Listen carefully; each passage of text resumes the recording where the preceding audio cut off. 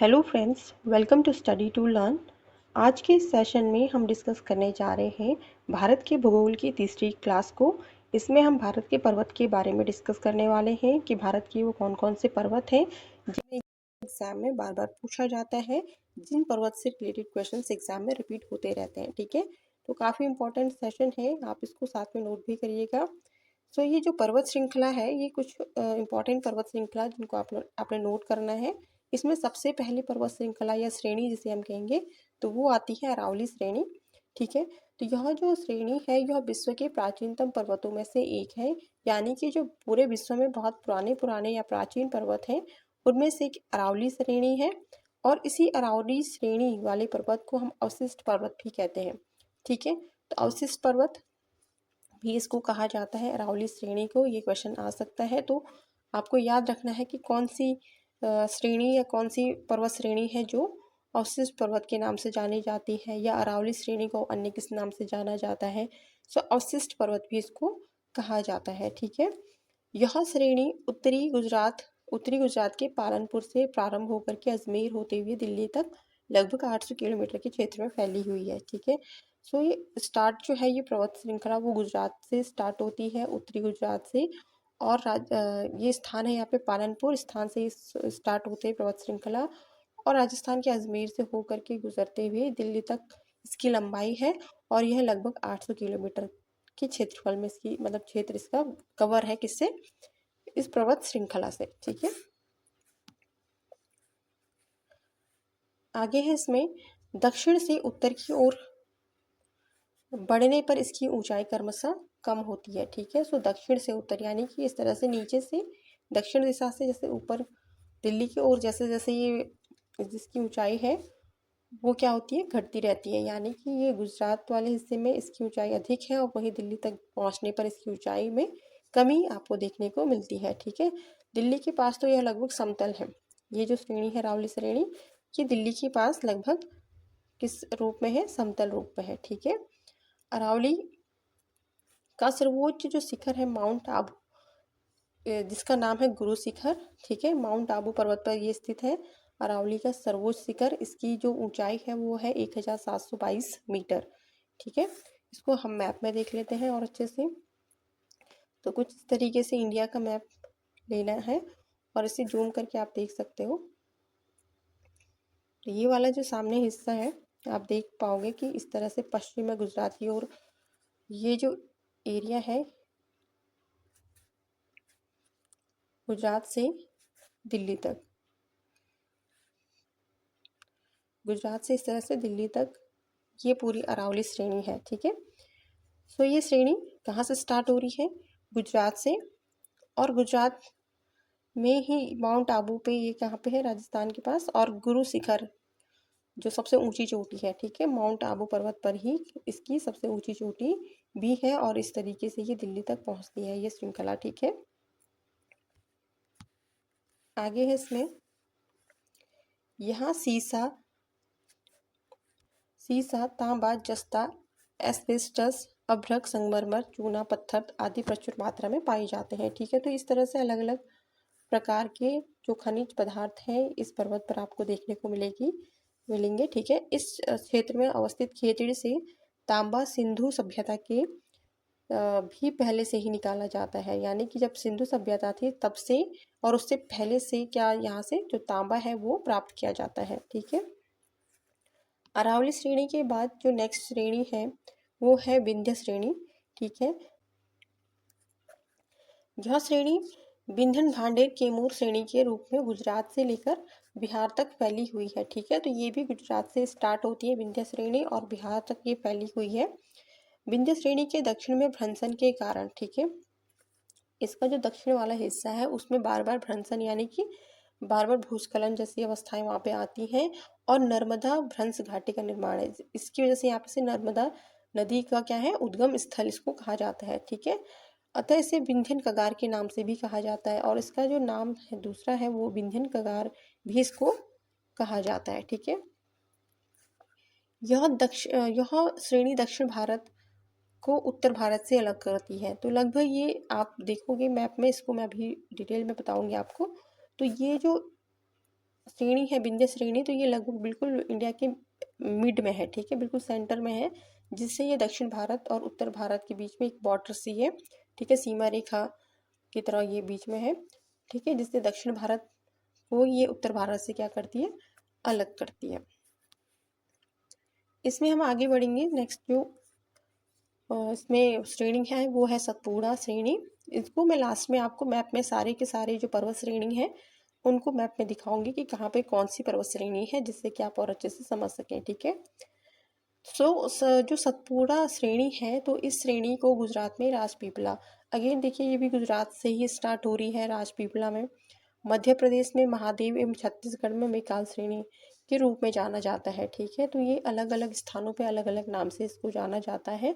गुजरात में सतपुड़ा श्रेणी को राजपीपला कहा जाता है, मध्य प्रदेश में इसको महादेव कहा जाता है, छत्तीसगढ़ में मैकाल श्रेणी इसको कहा जाता है, ठीक है। और नर्मदा एवं ताप्ती का भ्रंश घाटों के मध्य स्थित है, यानी कि नर्मदा और एक तरफ ताप्ती नदी है, दोनों तरफ इस जो सतपुड़ा श्रेणी जो पर्वत श्रृंखला है, इसके दोनों तरफ कौन सी नदियां हैं, एक तरफ नर्मदा है, नर्मदा उत्तर की ओर है, ठीक है, और जो ताप्ती है वो दक्षिण की ओर है। तो इस तरीके से दोनों तरफ नदियां हैं और बिल्कुल बीच में ये जो पर्वत श्रृंखला वो स्थित है, ठीक है। तो इसकी वजह से ये क्या करता है, एक प्राचीन ब्लॉक पर्वत है, इसको प्राचीन क्या है, ब्लॉक पर्वत, यानी कि एक बीच में ये क्या कर देता है, दोनों नदियों के बीच में एक सीमा रेखा या ब्लॉक का काम ये इस तरीके से कर रहा है, ठीक है। इस श्रेणी पर अमरकंटक का पठार स्थित है, ठीक है। तो सतपुड़ा श्रेणी पर कौन सा पठार स्थित है, अमरकंटक का पठार स्थित है, जहाँ से नर्मदा तथा सोन जैसी नदियाँ निकलती हैं, ठीक है। यहाँ से दो नदियाँ निकलती हैं, नर्मदा और सोन जैसी नदियाँ। सतपुड़ा पर्वत श्रृंखला काफ़ी हद तक अपरदित है और इसकी श्रृंखला टूटी हुई है, ठीक है। तो ये भी क्या होती रहती है, जो सतपुड़ा पर्वत श्रृंखला है ये भी टूटती रहती है, ठीक है। और जो इसकी काफ़ी श्रृंखला है वो भी क्या है, टूटती हुई है, क्योंकि इसमें क्या होता है, भूस्खलन होता रहता है, ठीक है। इसकी सर्वोच्च चोटी का जो नाम है वो धूपगढ़, ठीक है। और इस पर एक हिल स्टेशन है पंचमढ़ी, जो महादेव श्रेणी में स्थित है। इस पर्वत की ही एक श्रेणी का नाम महादेव श्रेणी, यहाँ पर कौन सा हिल स्टेशन है, पंचमढ़ी है। और सतपुड़ा पर्वत की जो सर्वोच्च चोटी है वो धूपगढ़ है, कौन सी है, धूपगढ़, ठीक है। पंचमढ़ी जो है वो सतपुड़ा की रानी के नाम से प्रसिद्ध है। जो पंचमढ़ी हिल स्टेशन है वो सतपुड़ा की रानी के नाम पर ही इस स्थान का नाम रखा गया है और उसी रानी की वजह से ये स्थान प्रसिद्ध है। नेक्स्ट इसमें है पश्चिमी घाट। पश्चिमी घाट पर्वत वास्तविक पर्वत न होकर के कगार है, ठीक है। अतः इसकी पश्चिमी ढाल काफ़ी तीव्र है, ठीक है, यानी कि एक पर्वत की तरह नहीं, इस तरह से नहीं है, बल्कि इस तरह से है, ठीक है, एक कगार की तरह है। और इसकी पश्चिमी ढाल काफ़ी तीव्र है। पश्चिम वाला एरिया क्या है इसकी, तीव्र मतलब बहुत, मतलब एक समान आप कह सकते हैं यहाँ पे कि एक समान है इस तरीके से, ठीक है। तो इस तरह से इसकी श्रृंखला बनी हुई है। और अगर हम बात करें पश्चिमी घाट, तो आपको ये समझना है कि जो इंडिया का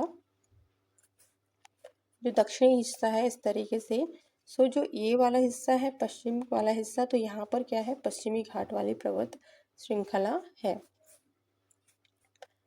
ठीक है। यह श्रेणी उत्तर में तापी नदी घाटी से लेकर दक्षिण में कन्याकुमारी तक क्रमबद्ध रूप से फैली हुई है, ठीक है। तो काफ़ी इसकी अगर हम देखें तो लंबाई काफ़ी ज़्यादा है, ठीक है।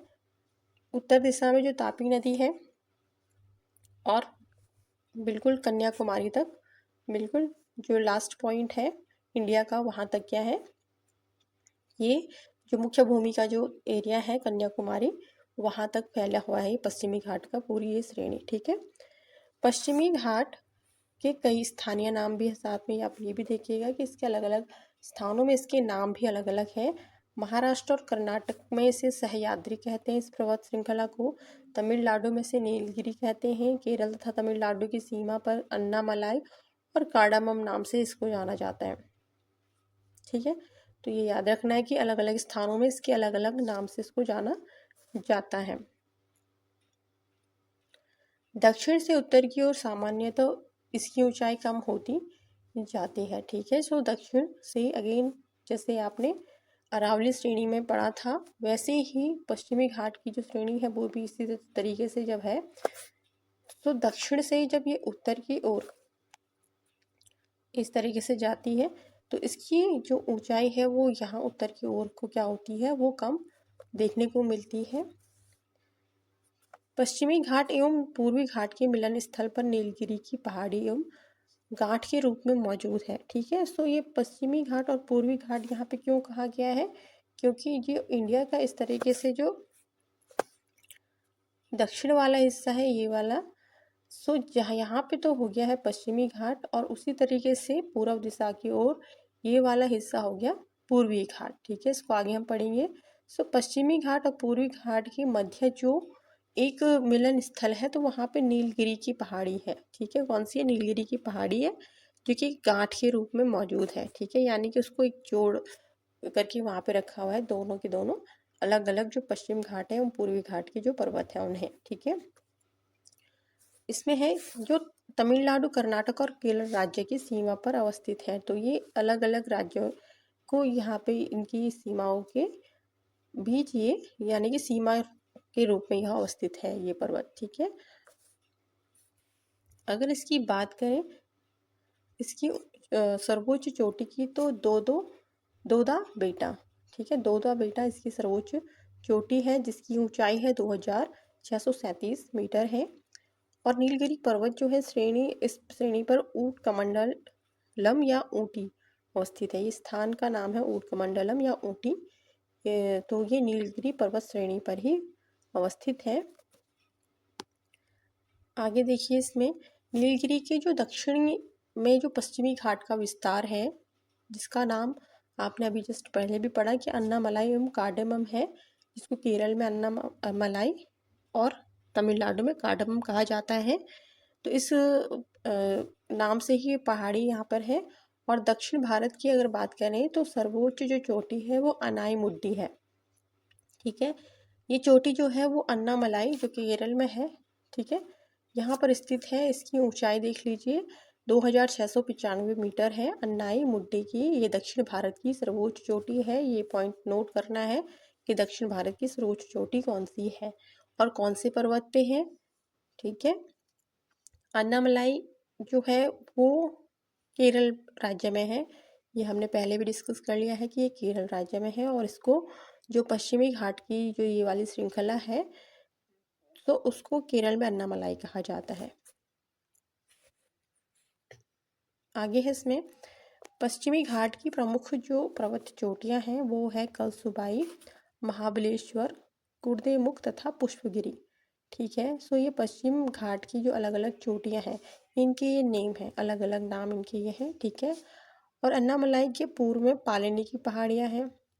ठीक है, इससे पूर्व दिशा की ओर जो पहाड़ियाँ पड़ती हैं उनको हम पालनी की पहाड़ी कहते हैं, जिस पर कुडाई कनाल नामक एक हिल स्टेशन है। ठीक है, तो ये क्या है, कुडाई कनाल, ये एक हिल स्टेशन है अन्नामलाई जो कि केरल में स्थित है। पर्वत श्रृंखला जो पश्चिमी घाट का है, ये याद रखना है। फिर है पश्चिमी घाट कृष्णा, कावेरी तथा तुंगभद्रा नदियों का उद्गम स्थल है। तो ये तीन जो प्रमुख नदियां हैं दक्षिण भारत की, ये सारी की सारी जो है वो पश्चिमी घाट से ही इनका क्या होता है, उद्गम होता है।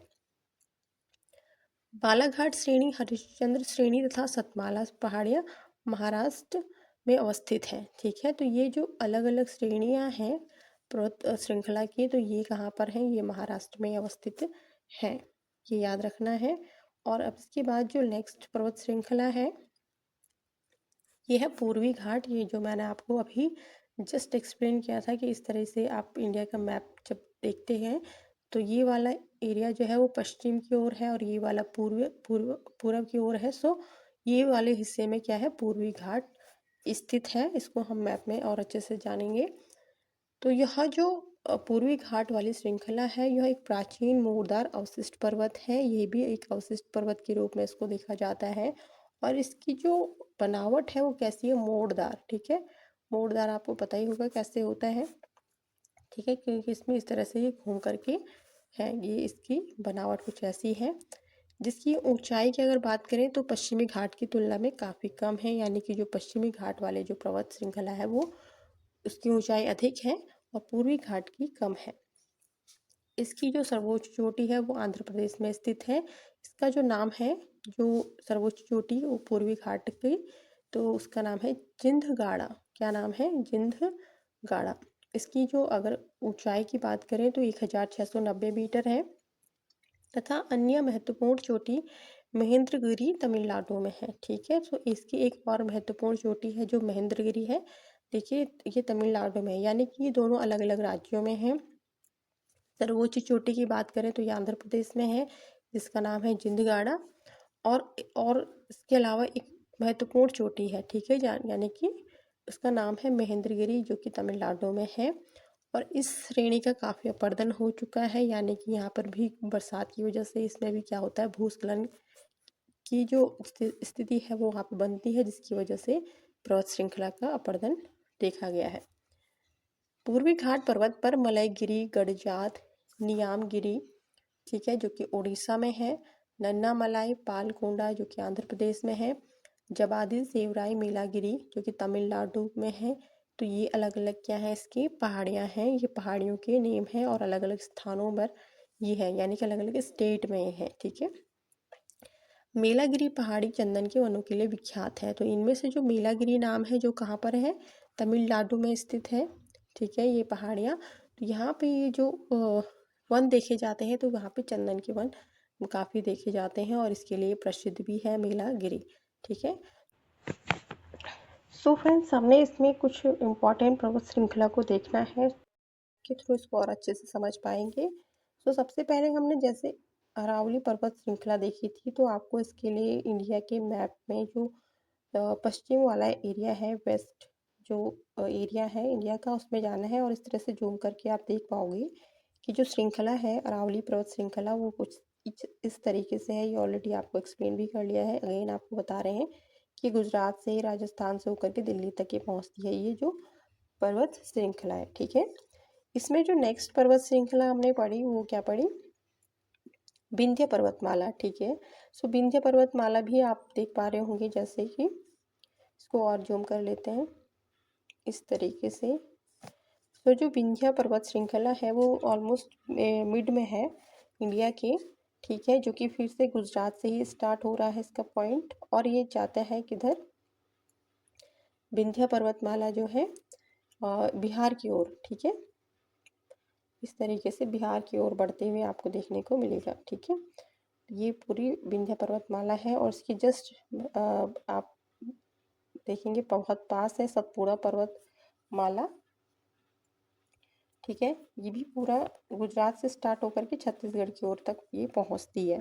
ठीक है, जो ये सतपुड़ा पर्वत माला या श्रेणी या श्रृंखला जिसे हम कहेंगे। ठीक है, सो ये यहाँ पे दिया गया है। और इसके बाद जो दूसरा है जो हमने कि दक्षिण में देखना है। ठीक है, तो ये दक्षिण वाला हिस्सा है जिसमें ये पश्चिम घाट और पूर्वी घाट आप दोनों देख पा रहे होंगे। ये वाला हिस्सा हो गया पश्चिमी घाट का और ये वाला हिस्सा हो गया पूर्वी घाट का। ठीक है, और ये जो श्रृंखला है वो इस तरीके से स्टार्ट हो रही है, पश्चिमी घाट की जो श्रृंखला है।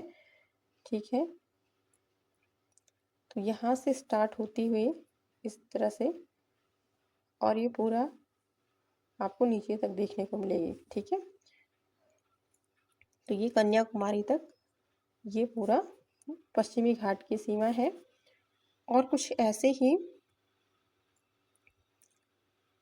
ही आपको पूर्वी घाट पे भी देखने को मिलेगा। पूर्वी घाट का जो हिस्सा है वो भी, इसकी पहाड़ियाँ भी इस तरीके से आपको तमिलनाडु से होते हुए, ठीक है, आपको पूरा कन्याकुमारी तक ये पूरा जॉइंट है। ठीक है, कुछ इस तरीके से। तो ये श्रृंखला है जो पश्चिमी घाट और पूर्वी घाट की है। ठीक है,